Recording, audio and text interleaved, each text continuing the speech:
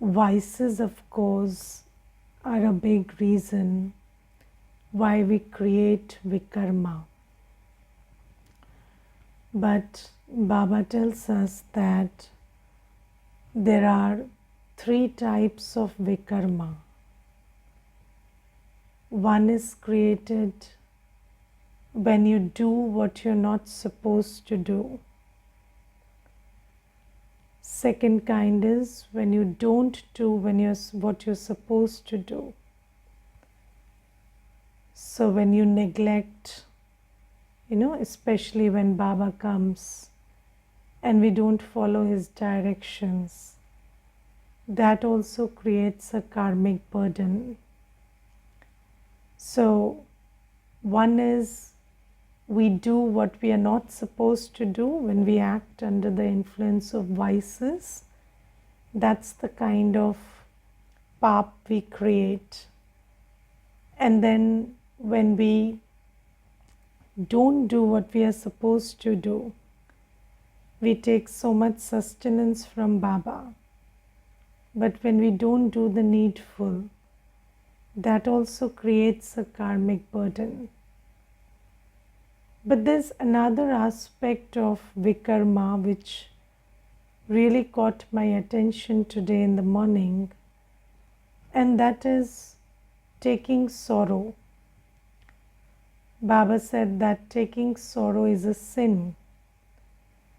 And I don't know how much you have thought about it, but I think, this is one of the big part of sin that we create every day. So a major chunk of our creation of sin happens through this method, taking sorrow. And I was just thinking about how much morality has to do with this sanskar of taking sorrow. So, we are all, now we are knowledgeful, but I don't know whether we behave knowledgefully. So, we are supposedly knowledgeful right now. But when we were not knowledgeful, we were very moral people. Yes, and we like to think of ourselves as very moral people. So morally sound and, very moral. But in that morality, I think, the major part of morality is all about taking sorrow. So, somebody says something, you take sorrow. So that's morality. And morality teaches you that don't give sorrow, take sorrow. Then you're a good human being. Yes, so somebody lashes out at you.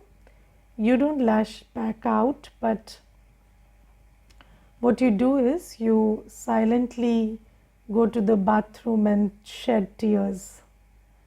And that's morality. And especially if you are a woman, that's the right and good thing to do. So, and if you're a man, you're not even allowed to cry. So, somebody lashes out at you, you take a lot of sorrow inside, you just bottle it up and allow it to freeze and become a disease or something, but don't vent it out or don't do anything. So this is morality, and morality encourages us to take sorrow. Morality not only does not ask us to take sorrow, but I think a very big part of morality is all about training ourselves into taking sorrow. So we are trained to take sorrow. And you see that when as a child there is something that some loss happens through you. So, you become an instrument for loss. So, a vase broke. Then what is said is don't you feel bad you broke this vase? So, the vase is broken, but then you are taught that you can make it good by feeling bad about it. So, we are always taught to take sorrow, and we are supposedly, at every loss, you should feel very bad, very guilty, and you should feel like you committed a crime or you committed something wrong. And that feeling is very encouraged in morality. And I think, it's not said that, it's not so much said that you be careful next time, as much as it is said that you broke it and you should feel bad about it. And in some cultures, there is this, I don't know, in Japan or somewhere I heard sometime that they don't say you broke the vase, they say the vase broke itself. So, they keep the language that way, that this thing broke itself or this thing fell down itself. But they don't use this language, you broke, they broke. So, that's a very good way of changing how we see things. So, you see that everything is fixed in the drama, even, losses are fixed in the drama, are they not? So, if something has to happen, it has to happen, it happens every cycle. But in morality, you are taught to feel very bad about it, and that kind of, and if somebody is not feeling bad about something, then you are made to feel that you're a bad person for not feeling bad about it. And then you're told repeatedly that you don't care for money and you're like squandering it and you wasted it and it happened and now you're not even sad about it, and I don't know what kind of ethics you have. And so you're made to, you're kind of forced to feel bad about it, and they keep screaming and shouting at you until you feel bad about it. And if you still don't choose to feel bad about it, then you are shamed, and then you are said that you didn't not only do a bad thing, you're a bad person. So then you're asked to take it very personally, and you are tagged as a bad person for not feeling bad. So the thing is, in morality, we are trained to take sorrow, and we are trained to, so there's this thing where we are told that I'm going to express my sorrow because somebody died or somebody had an accident. So you go and donate sorrow also. Yes, so because we all have enough of it, so we can go and donate a part of it also.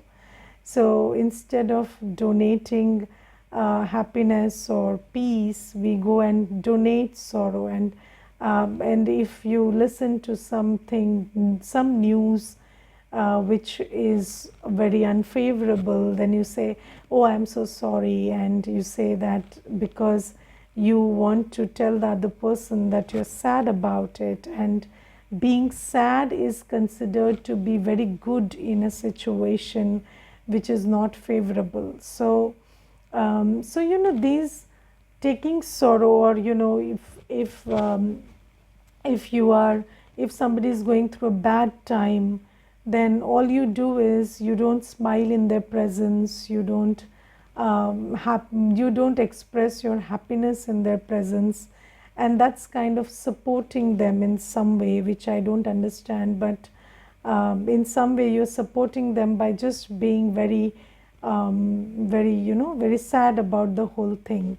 So this donation of sorrow, feeling sorrow, being encouraged to feel sorrowful, and being looked down upon if you're not sorrowful, that's a big part of morality. And I think worrying about so even when there is no loss, So when there is a loss of body or of health or of money, then of course you're made to feel sorrowful. But when there is no loss also, you're made to feel worried about imminent loss. So it could go wrong, so you should worry about it. So if you have a thing, then you should 30 times in a day you should keep thinking that maybe this thing will be lost or somebody will steal it or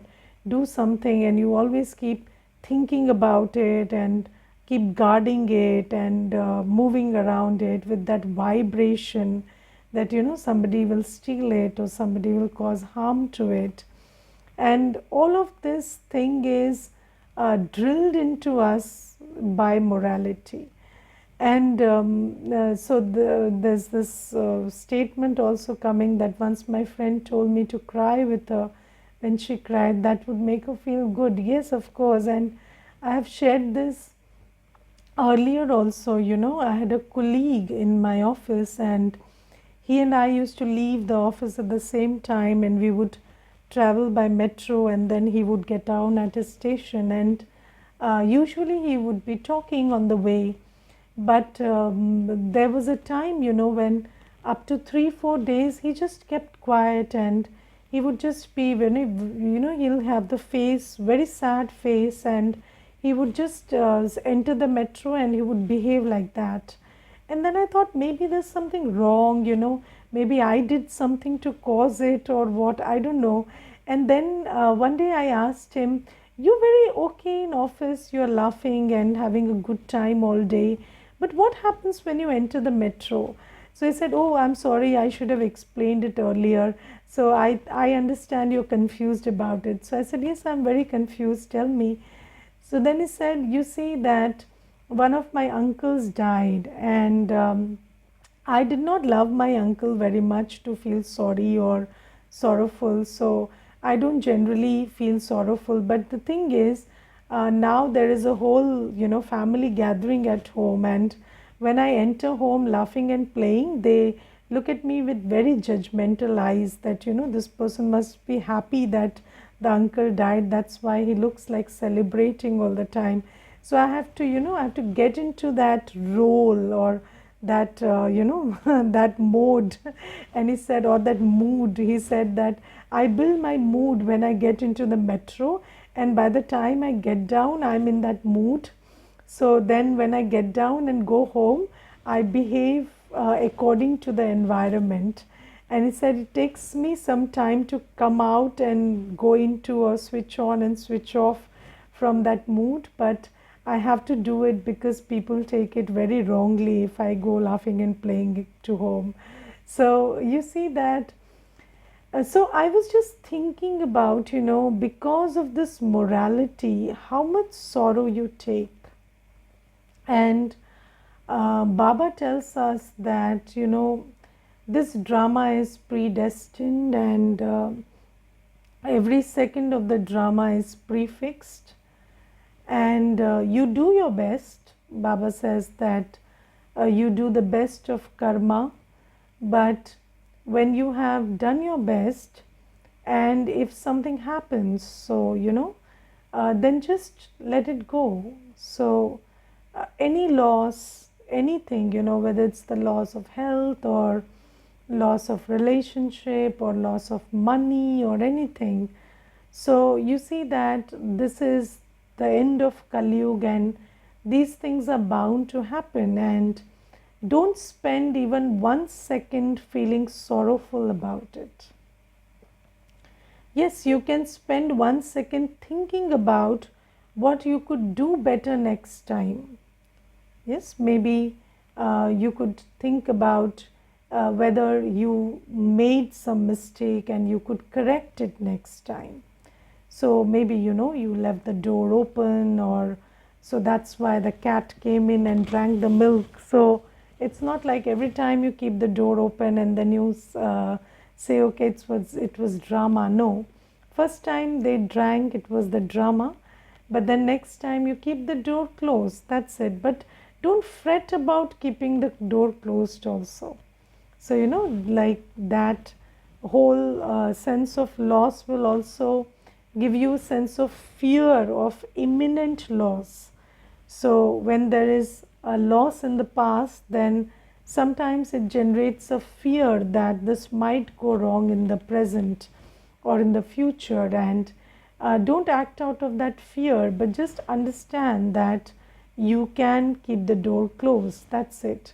But what I'm trying to underline is, don't waste any second taking sorrow, because the moment we take sorrow, the moment we get caught up in the loss of, maybe the loss of, what do you say, the loss of ego. So somebody hurt your ego and you feel that, my dignity was lost. But that's not your dignity that's lost, that's just your ego playing games with you. So be very careful about this whole thing about morality, where you feeling bad, feeling sorry, feeling sorrowful, feeling guilty, feeling ashamed, these have been lauded as, a very big virtue. And we must come out of these moralities. And Baba sometimes in the Murli says that don't give sorrow also. Now, if you feed this morality into somebody, then they would always feel sorrow. So, if you feed the mindset of someone with this kind of a morality, that with every loss you should feel sorrowful, or you should feel sorrowful if your vices are not quenched, then you are kind of programming them to be sorrowful for life.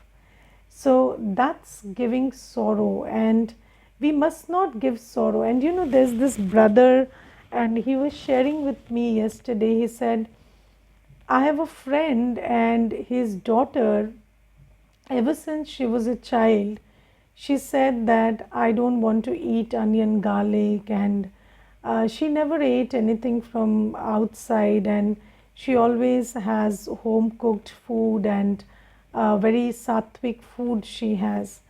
And then he said that she's not into gyan, she doesn't know Baba, she doesn't know the Brahma Kumaris, but she's like that. And then when she turned 25, 26, then she started saying that I want to get married to a person who doesn't eat onion garlic, or who is not into any kind of vices, like not lust or something, but alcohol and drinks and this and that. So then he said that she has been rejecting offers of marriage ever since then, and now she's 37, and his parents keep saying that you spoiled your life because of this decision that I will not marry someone who doesn't eat onion garlic and this and that. So I told them, that it's the problem is not that she chooses to be sattvic. The problem is that she doesn't understand that when you have these choices, then you have a very good destiny. And a good destiny means you will not walk the path of vices. So you're not getting married because your destiny is really good, but you need gyan to appreciate it. So when you don't have knowledge, you don't even appreciate a good destiny. So do you understand that not going into lust, even if it's your drama, it's not even a choice, but if you are able to remain celibate, that's anyways a good fortune. So it's a good fortune to be celibate, and it's a good fortune to not have too many karmic accounts. So these days, people will say that you're lonely, so you must feel bad about it. But when you're alone, you don't have to be lonely. Baba is with you, but you don't know that. And then the second thing is, when you are alone, then you're not lonely, and it just means that You can live your life with Baba and you don't have too many karmic accounts. But you need knowledge to appreciate these things.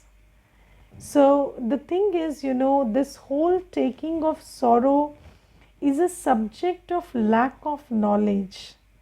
So, all the people who are doing good karma are also taking a lot of sorrow because they don't understand that when you do good karma, then you will not fall into the trap of lust, ego, anger, attachment, greed. But Ravan has somehow programmed us that if you do very good karma, then all your lust, anger, ego, attachment, greed will be satisfied.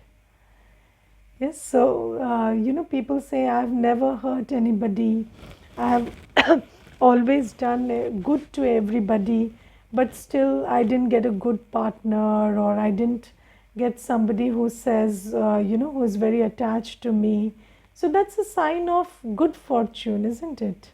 If somebody is not, if nobody is attached to you, if nobody cares for you, that's a good sign, because then you care for yourself and you care for Baba and you make Baba your companion. But you need a lot of gyan to understand what's good fortune also. And when you don't have gyan, you keep taking sorrow, even out of good things you keep taking sorrow. So so you see, you pay a price for learning a lesson, but you keep lamenting on the price you paid. You don't appreciate the lesson you learned. So that's agyan. So how do you learn a lesson if you don't pay a price? You will pay some price, even when you want to go and study school education, then you pay a fees for it. You don't study school education without paying a fees. So how can you be in the university of life and learn lessons and not pay anything?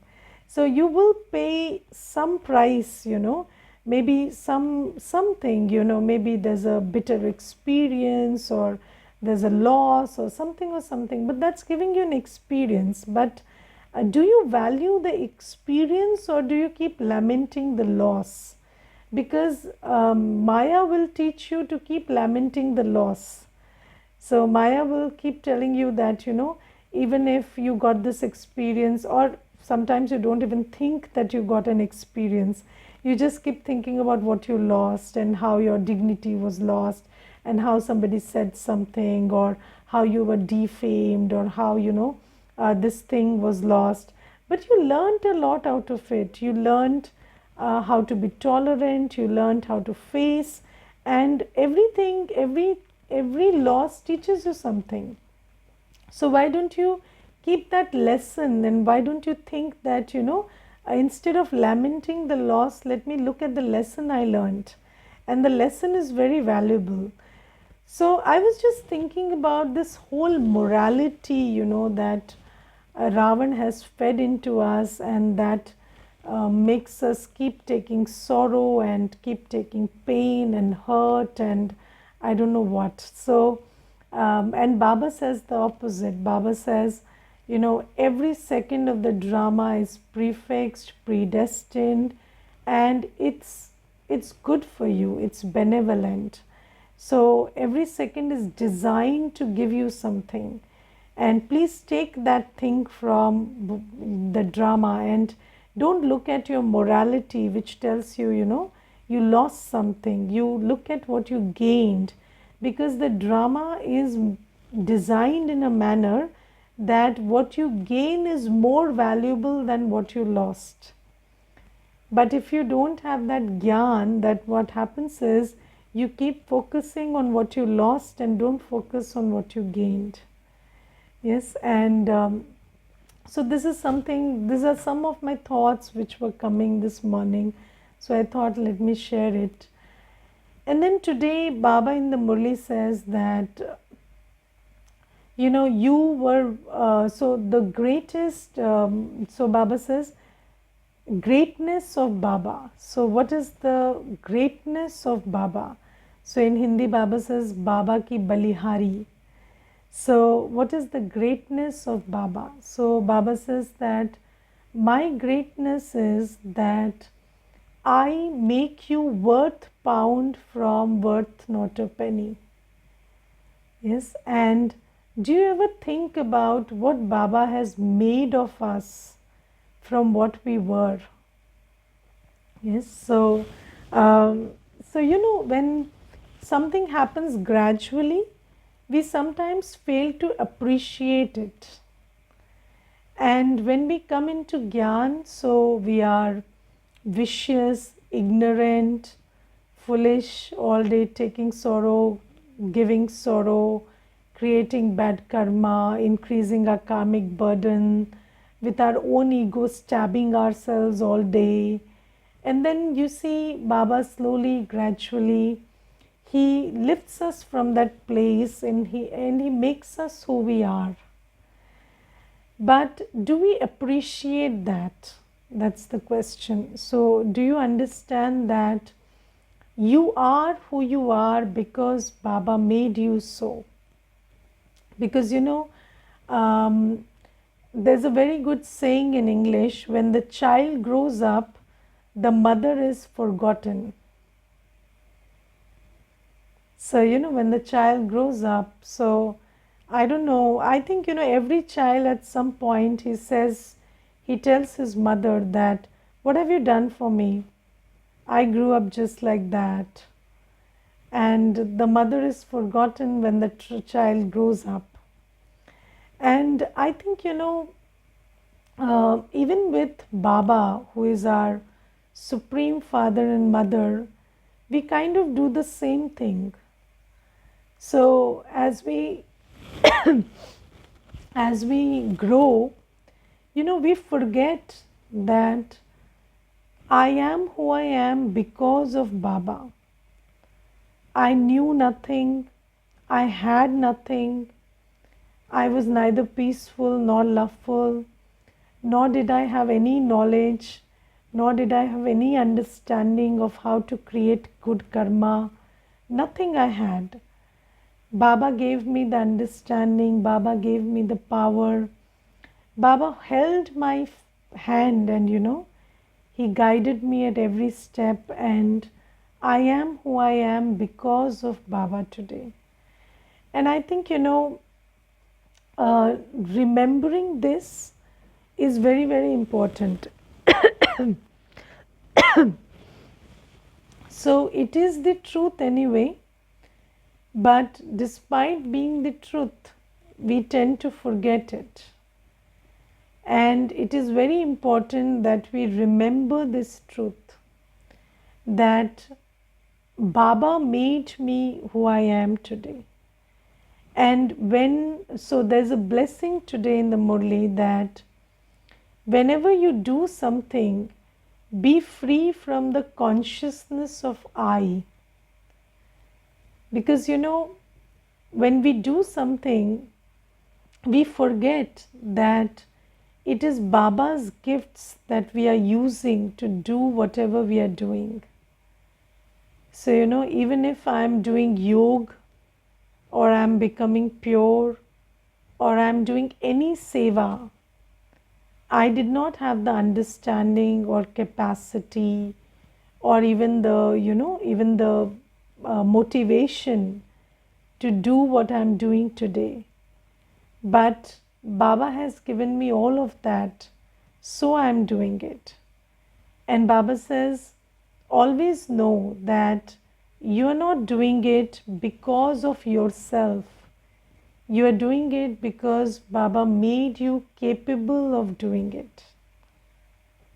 And when you do that, then you know that you are an instrument, and you will have humility. And humility is very important for progress. So, have you heard the phrase, pride hath a fall? So, wherever there is pride, you don't progress. You take one step and then you fall, because the pride makes you fall. But when we have humility, we can continue and we can progress. So Baba says, always remember, always remember who you were and what Baba has made you.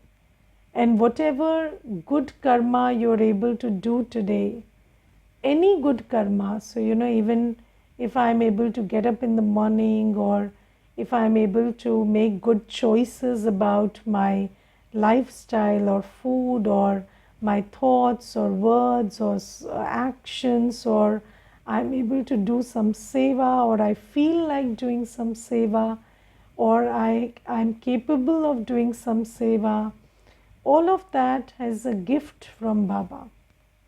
And always have a lot of humility about it, and never say I did this, I did that.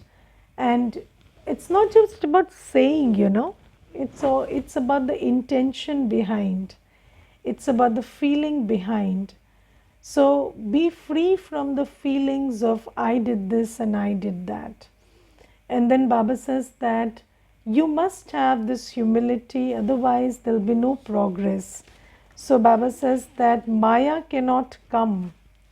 And when Maya comes, then you have a downfall. So if you close this door of Maya and you do everything with humility, then you will keep progressing. And then today the theme of the Murli is that we live in a household and we study this course. So Baba says this course of becoming a deity from a human is taken up by souls who live in households, Baba's children who live in households. And you see, we always thought that if you want to be a Mahatma, then you have to leave the household. Yes, but Baba says no, you can be a Devatma, and it is important that you live in the household and you become a Devatma. So this is the course that we undertake while living in the household. But Baba says that have you switched your consciousness from a grihasthi to a student? So you know that we might be living in a household, but now who am I? I'm a godly student. So do you understand the difference between grihasthi consciousness and student consciousness? So a student, so do you remember that when you were children, and then the mother would go to run some errand, and then she would say, when the whistle of the pressure cooker blows 3 times, then you just turn off the flame. And then you're studying, and then you don't care about what is being cooked or whether it is cooked or not cooked. You just care 1, 2, 3, and then you just turn off the flame. So you see that a student is concerned about study and takes some responsibility according to what they are told to do. Yes, so even a student, you go and buy bread and milk, and you go and buy stuff, or you do some household work. And I know little children, who do household work really well. So they also do it, but they are not concerned about it. They don't worry about it. They do it, but they are concerned about their study. They are concerned about their life as a student, because they think I'm a student. And when you are a grihasthi, you are only interested in dal and chawal and how much money you made, and all that is always filling your mind, and that's the consciousness of a grihasthi. So Baba says, you cook dal chawal, you earn money, but don't be concerned about it. Be concerned about this study.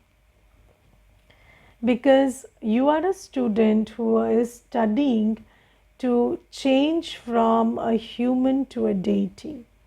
So, this study is important, and I giving time to this study and I devoting my thought and attention to this study is important. And that is the student consciousness we have to create while living in a household. So, like a householder is always concerned about profit loss and, fame, defamation, and what relationship went right, what relationship went wrong, and these things. So, a student is concerned about how much I studied, what marks I got, what is my chart. So, Baba says, change your consciousness from a grihasthi to a student while living in a household. And today Baba also talks about something which is of very which is of a lot of social value too in this time. And Baba says that women in the society, they are called half partners, and then they are treated like servants, and the husband says that I am your guru and God and you are the servant. And Baba says, how can somebody be a half partner and servant? So, this is, and Baba says that, men, they leave all their property to their sons and they don't give anything to the wife. They give all their inheritance to the son and they don't give anything to the wife. And then they say that, you are half partner. And Baba says, this is not okay. And, especially what I have observed in and around me. So, women, they get married and the father says, we don't give you anything, whatever is in your in-laws' home is yours.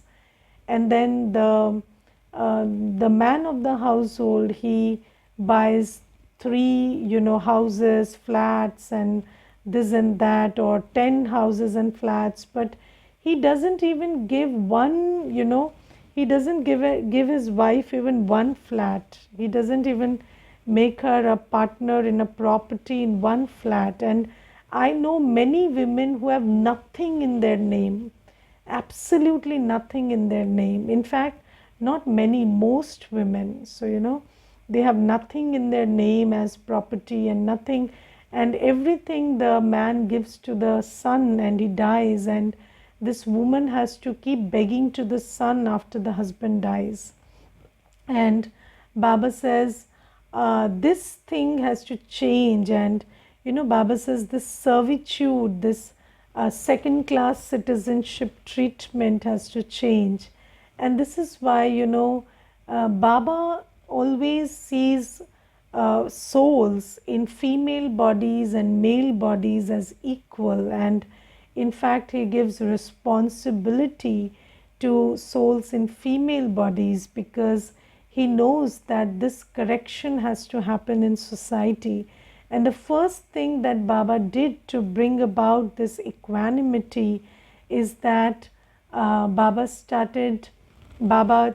changed the picture of Lakshmi Narayan, where Lakshmi was just sitting and pressing the feet of Sri Narayan, and he freed her from substitute and brought Lakshmi and Narayan in the same frame, standing like equals. And that's what Baba is doing. And Baba says this servitude has to change. And when you say half partner, you have to treat someone like a half partner. Okay, Om Shanti.